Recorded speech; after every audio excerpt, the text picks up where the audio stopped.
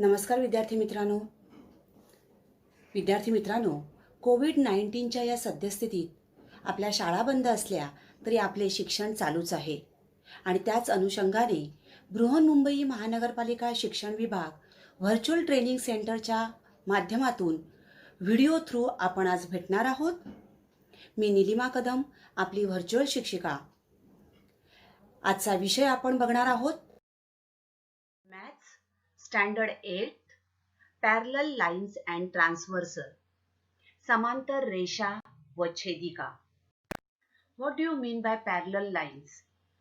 समांतर रेषा म्हणजे काय? The lines in the same plane which do not intersect each other are called parallel lines. In this plane we can see line L and M. They are lines because there are arrows at both the ends of it.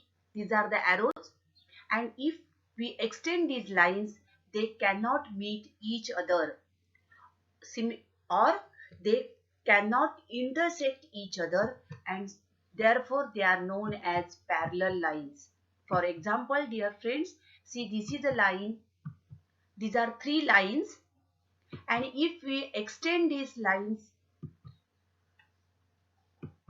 the three lines never intersect each other.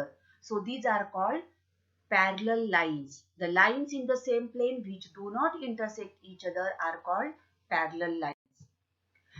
In daily life, we can see the examples of parallel lines.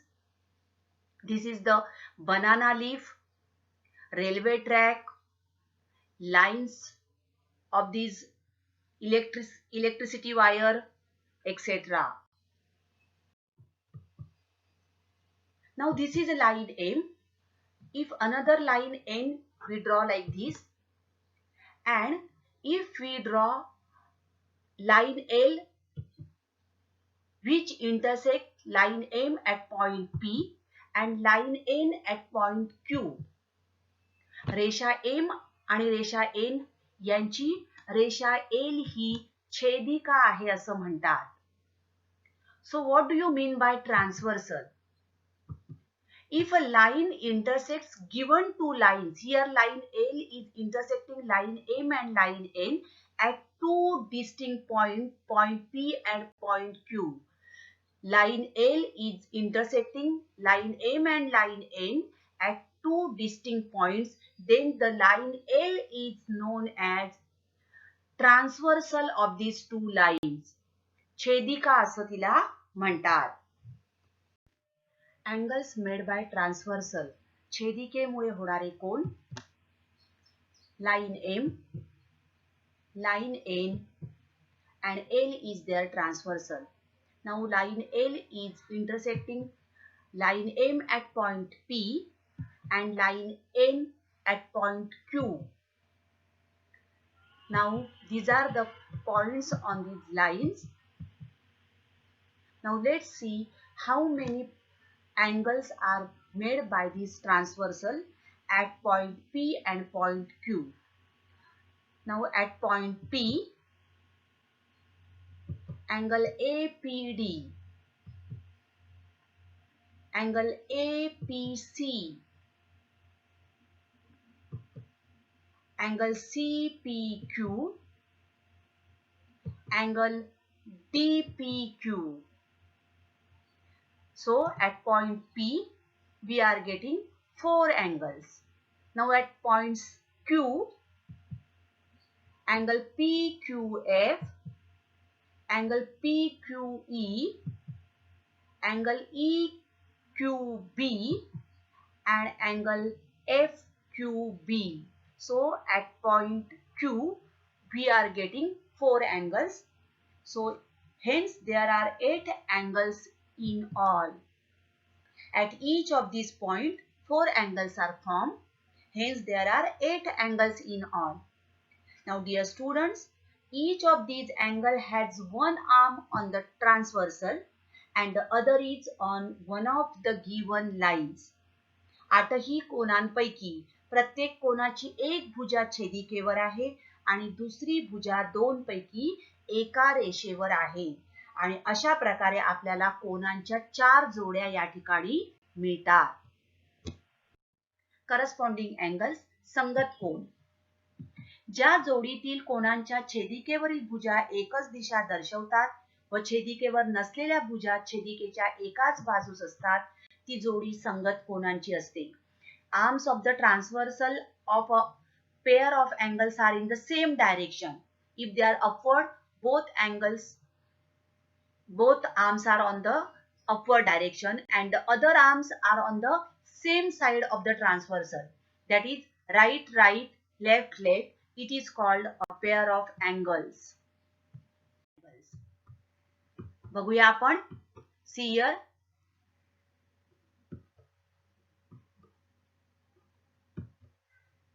छेदिकेवरच्या भुजा एकाच दिशेने आणि छेदिकेवर नसलेल्या भुजा एकाच बाजूला. या ठिकाणी बघा छेदिकेवरील भुजा arms on the transversal in the same direction and arms on the line same side of the transversal. Next, same direction, that is downwards, same side, right side.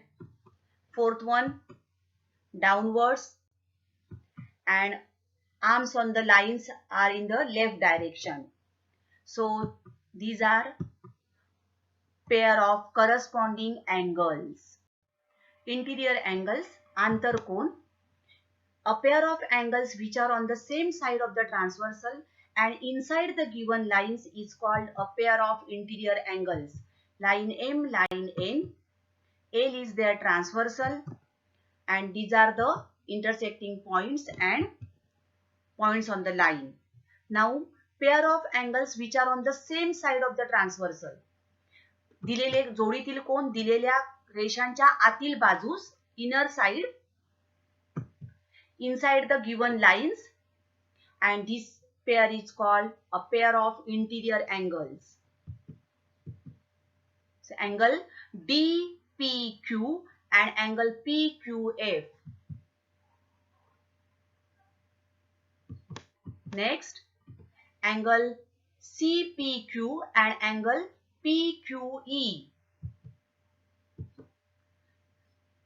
Inside the given lines and on the same side of the transversal, these are called pair of interior angles. Alternate angles, व्युत्क्रम कोन. Line M, line N, L is their transversal and these are the points on the lines. ज्या जोडीतील कोन छेदिकेच्या विरुद्ध बाजूस असतात आणि छेदिकेवर असलेल्या भुजा विरुद्ध दिशा दर्शवतात ती जोडी व्युत्क्रम कोनांची जोडी असते. Pair of angles which are on the opposite sides of the transversal. See, this is angle CPQ and another angle is on the opposite side of this transversal, that is angle PQF. Here, dear children, you can see Z. We can see here Z. So if this is Z is there, so these are the pair of alternate angles. Next we see this is angle DPQ and another angle, angle PQE. Again Z. छेदिके ज्या जोडीतील कोन छेदिकेच्या विरुद्ध बाजूस आहेत बघा, opposite side of the transversal, and छेदिकेवर असलेल्या भुजा विरुद्ध दिशा असतील तर ती जोडी व्युत्क्रम कोनांची जोडी असते. आंतरव्युत्क्रम कोन, angles at the inner side of lines. See, angle CPQ and angle PQF. These are the interior alternate angles. And another pair, angle DPQ and angle PQE. These are called interior alternate angles. And exterior alternate angles, angles at the outer side of lines. Line M, line N. See, these are the on the outer side of the lines. Angle APD and angle EQB. Similarly, angle APC and angle FQB. These are exterior alternate angles, बाह्य व्युत्क्रम कोन. Now let's write down pairs of corresponding angles. See here, angle A and angle G. Next pair, angle B and angle H. Third pair we get angle D and angle F. And fourth pair we will get angle C and angle E. These are pairs of corresponding angles. संगत कोनांच्या जोड्या आपल्याला 4 मिळणार आहेत. Pairs of interior angles, आंतरकोनांच्या जोड्या. First pair on one side of the transversal and inner side of the lines, that is angle B and angle G. Next pair, angle C and angle F. These are the pairs of interior angles. Pairs of interior alternate angles. See here, Z we will get. So angle B and angle F. Next pair, angle C and angle G in yellow color. Pairs of exterior alternate angles. बाह्य व्युत्क्रम कोनांच्या जोड्या. Angle A and angle E.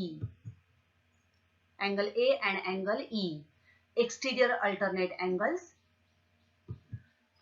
Next, angle D and angle H.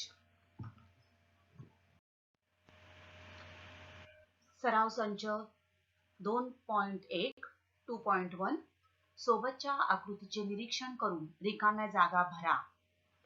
संगत कोनांच्या जोड्या आपल्याला लिहायला सांगितलेल्या आहेत. या आकृतीमध्ये आपल्याला बघा 2 रेषा दिलेल्या आहेत. या ठिकाणी ही एक रेषा आहे. समजा आपण या रेषेला नाव देऊया L. ही रेषा आहे M आणि N ही रेषा या 2 रेषांची छेदिका आहे. बरोबर. आता N ही रेषा या ठिकाणी L रेषेला या बिंदूत छेदते. या ठिकाणी 4 कोन दिसत आहेत आपल्याला. तसंच M रेषेला या बिंदूत छेदते. या ठिकाणी पण आपल्याला 4 कोन तयार झालेले दिसून येत आहे. आता या आकृतीमध्ये आपल्याला संगत कोनांच्या जोड्या लिहायच्या आहेत. Corresponding angles. पहिलं दिलेलं आहे आपल्याला अँगल P. हा तुम्हाला कोन दिसतोय बघा, अँगल P. मी तुम्हाला दाखवते आणि हा कोन P आहे, अँगल P. आता याचा संगत कोन. आपण संगत कोन बघितले. संगत कोन म्हणजे काय, तर ज्या जोडीतील कोनांच्या छेदिकेवरील भुजा एकच दिशा, म्हणजेच ही छेदिका आहे तर याच दिशेने वरच्या दिशेने गेले पाहिजेत. आणि छेदिकेवर नसलेल्या भुजा म्हणजे ही जी भुजा आहे ती छेदिकेच्या एकाच बाजूला पाहिजे. म्हणजेच हा कोन P आणि याचा संगत कोन कुठला येईल बरं, तर कोन W. मग आपलं उत्तर आलं कोन P व कोन, बघा कोन P आणि हा कोन मी दाखवला दॅट कोन W. ओके. पुढचा आपण बघूया कोन Q. आता कोन Q हा मग तुम्हाला दिसतोय बघा, हा पिवळ्या रंगाने मी दाखवलेला आहे कोन Q. पुन्हा आता छेदिकेवरील भुजा एकच दिशा म्हणजेच वरच्या बाजूने गेल्या पाहिजेत आणि छेदिकेवर नसलेल्या भुजा एकाच बाजूला म्हणजे उजव्या बाजूला पाहिजेत. मग कोणता बरं कोन येईल, बघा कोन X. म्हणजे कोन Q व कोन X ही संगत कोनाची दुसरी जोडी. तिसरा आता बघूया कोन R. मी दुसरा रंग घेते या ठिकाणी. कोन R हा कोन आहे बघा आपला कोन R. बरोबर. या ठिकाणी लाल रंगाने मी दाखवलंय कोन R. आता पुन्हा छेदिकेच्या खालच्या बाजूला बाणाने दिसतंय म्हणजेच या ठिकाणचा कोन पण खालच्या बाजूला पाहिजे आणि छेदिकेवर नसलेल्या भुजा उजव्या बाजूला.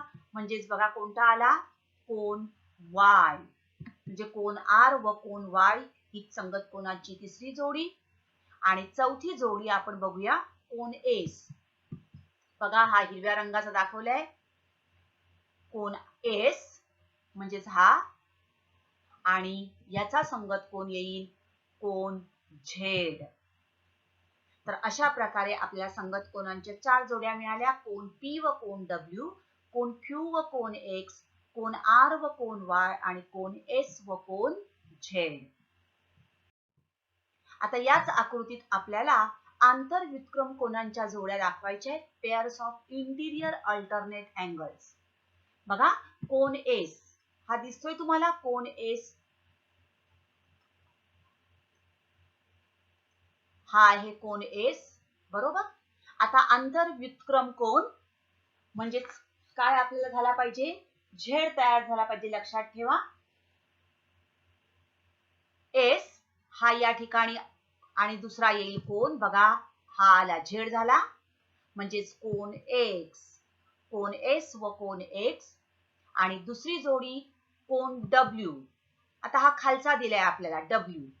आता याचा आंतरव्युत्क्रम कोन पुन्हा आपल्याला झेड झाला पाहिजे, म्हणजेच कुठला येईल कोन, व्हेरी गुड, कोन आर. तो कोन डब्ल्यू व कोन आर ही आंतरव्युत्क्रम कोनाची दुसरी जोडी. लक्षात ठेवा, आंतरव्युत्क्रम कोनांच्याच आपल्याला 2 जोड्या मिळणार आहेत. संगत कोनांच्या 4 जोड्या मिळतील, आंतरव्युत्क्रम कोनांच्या 2 जोड्या, बाह्य व्युत्क्रम कोनांच्या 2 जोड्या आणि आंतरकोनांच्या 2 जोड्या आपल्याला या ठिकाणी मिळतात. पुढचं उदाहरण बघूया. खालील आकृतीचे निरीक्षण करून खालील जोड्या दर्शविणारे कोन लिहा. आता या आकृतीमध्ये आपल्याला आंतरव्युत्क्रम कोन दाखवायचे. बघा, या ठिकाणी ही जर आपण घेतली रेषा एल, ही जर आपण रेषा एल मानली, ही रेषा एम आणि ही रेषा एन. एम ही रेषा एल या रेषेला ज्या ठिकाणी छेदते त्या ठिकाणी आपल्याला 4 कोन तयार झालेले दिसतात, ए बी सी डी. आणि एल ही रेषा एन रेषेला ज्या बिंदूत छेदते त्या ठिकाणी पण आपल्याला 4 कोन तयार झालेले दिसतात, ई एफ जी एच. आता यामध्ये आपल्याला सगळ्यात पहिले लिहायचे आंतरव्युत्क्रम कोन. आंतरव्युत्क्रम कोन म्हणजेच काय, तर छेदिकेच्या विरुद्ध बाजूला आणि छेदिकेवर असलेल्या भुजा विरुद्ध दिशा दर्शवितात. आता आंतरव्युत्क्रम कोन आपल्याला हवेत. लक्षात घ्या, आतले कोन म्हणजेच हा काय झाला पाहिजे, झेड. या ठिकाणी दिसतोय तुम्हाला, म्हणजेच काय येईल बघा, कोन सी व कोन ई. आणि दुसरा आता झेड आपल्याला आतल्या आंतरव्युत्क्रम कोन हा या ठिकाणी आणि हा असा, म्हणजेच कुठला, कोन बी व कोन एच. हे झाले आंतरव्युत्क्रम कोन. आता याच आकृतीत पुन्हा आपल्याला संगत कोन दाखवायचे आहेत. मी आताच तुम्हाला सांगितलं, संगत कोनांच्या आपल्याला किती जोड्या मिळतात, 4 जोड्या मिळतात. लक्षात ठेवा, संगत कोनांच्या 4 जोड्या मिळतात. पहिली बघूया आपण. बघा, कोन ए आणि कोन ई ही जर छेदिका घेतली तर छेदिकेच्या काय आहेत, एकच दिशा दर्शविणारी आहे, बरोबर. ही छेदिका घेतली तर ही वरची दिशा दर्शविणारी कोन ए व कोन ई. दुसरी कोन बी व कोन एफ. तिसरा येईल कोन डी व कोन एच. आणि चौथा येईल कोन सी व कोन जी. संगत कोनांच्या आपल्याला 4 जोड्या मिळालेल्या आहेत. आता तिसरं बघणार आहोत आपण आंतरकोन. याच आकृतीत A B C D E F G H आंतरकोनांच्या आपल्याला 2 जोड्या मिळतात, बरोबर. तर आंतरकोन म्हणजे काय, रेषांच्या आतील बाजूस आणि छेदिकेच्या एकाच बाजूस. बघा, पहिली मिळेल, ही जर छेदिका घेतली तर एकाच बाजूला असणारे कोन म्हणजेच बघा कोन बी व कोन ई, ही पहिली जोडी. आणि दुसरी कोन सी व कोन एच, ही दुसरी जोडी. तर या आंतरकोनांच्या आपल्याला 2 जोड्या मिळालेल्या आहेत. तर अशा प्रकारे संगत कोनांच्या 4 जोड्या मिळतात. आंतरकोन आणि व्युत्क्रम कोन याच्या प्रत्येकी 2 जोड्या आपल्याला मिळतात. अशाच प्रकारे तुम्ही या आकृतीमध्ये ए बी सी डी च्या ऐवजी 1 2 3 4 हे आकडे घेऊ शकता किंवा दुसरी नावं देऊ शकता आणि संगत कोन, आंतरकोन, व्युत्क्रम कोन लिहिण्याचा सराव करा. विद्यार्थी मित्रांनो, या आकृतीचं निरीक्षण करा आणि या आकृतीवर आधारित जे काही प्रश्न दिलेले आहेत ते तुम्हाला सोडवायचे. Which angle is corresponding to angle C. बघा अँगल सी हा कोण दिलाय, कोण सी, सी चा संगत कोण करस्पॉन्डिंग अँगल कुठला येईल, कोण G. Which angle is alternate to angle D, D चा व्युत्क्रम कोण आपल्याला काढायचा आहे, कोण डी. या ठिकाणी लक्षात ठेवा, ज्या वेळेला आपल्याला अल्टरनेट अँगल म्हणजे व्युत्क्रम कोण काढायचा असतो त्यावेळेला त्या ठिकाणी झेड आपल्याला त्याचं त्या झेड झालेला पाहिजे, म्हणजे कोण डी चा व्युत्क्रम कोण येईल, कोण F. Corresponding to angle H, H चा संगत कोण. अशा प्रकारे हे प्रश्न जे आहेत त्याचं तुम्ही वाचन करा, आकृतीचं निरीक्षण करा आणि यांची उत्तरं लिहा. चौथं बघूया, which angle is vertically opposite to angle A. Opposite angle म्हणजे अगदी समोरचा ए आणि अपोजिट अँगल येईल सी. तसाच बी चा अपोजिट अँगल डी. निरीक्षण करा आणि अशा प्रकारे हे प्रश्न जास्तीत जास्त सोडविण्याचा सराव करा. तर विद्यार्थी मित्रांनो, आता आपण इथेच थांबणार आहोत. अशाच काही सुंदर सुंदर व्हिडिओ सहित पुन्हा भेटणार आहोत पुढच्या भागात. तोपर्यंत थँक्यू. घरी राहा, सुरक्षित राहा.